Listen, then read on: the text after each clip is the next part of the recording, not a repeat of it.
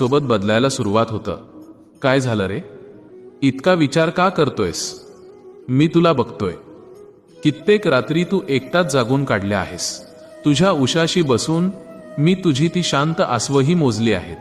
तुला वाटतंय ना की तुझं कोणीच नाही, पण तू हे विसरतोयस की तू माझ्या अस्तित्वाचा एक अंश आहेस. एका भक्ताची अशीच अवस्था होती. तो रोज कष्ट करायचा, पण फळ मात्र शून्य.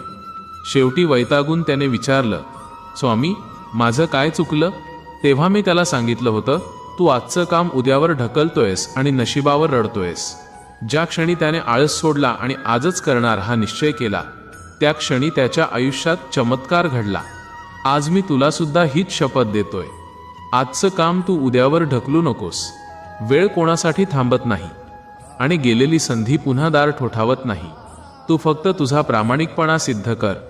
तुझ्या नशिबाची जबाबदारी माझी. आज मी तुला यशाचे 3 गुप्त मंत्र देतोय. हे नीट लक्षात ठेव. पहिला मंत्र, संकटात कधीही डगमगू नकोस, कारण दगड जेवढे घाव सोसतो तेवढीच त्याची सुंदर मूर्ती बनते.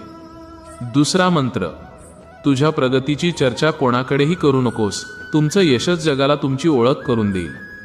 आणि तिसरा सर्वात महत्त्वाचा मंत्र, मनात पूर्ण विश्वास ठेव की स्वामी माझ्यासोबत आहेत, कारण संशय श्रद्धेला संपवून टाकतो. तुझ्या आयुष्यातल्या संघर्षाचा अंत आता जवळ आला आहे. ज्या संकटांनी तुला आजवर घेरलं होतं ती आता वाफेसारखी विरून जातील. तू ज्या शांततेच्या शोधात आहेस ती आता तुझ्या दारात उभी आहे.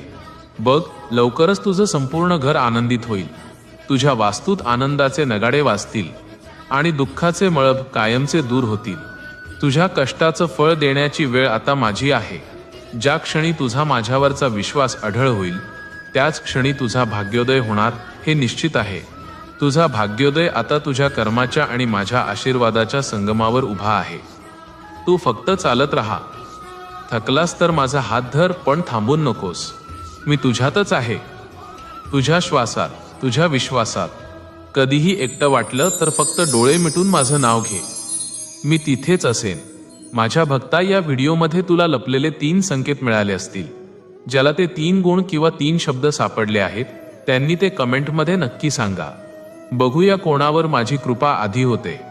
भिऊ नकोस, मी तुझ्या पाठीशी आहे.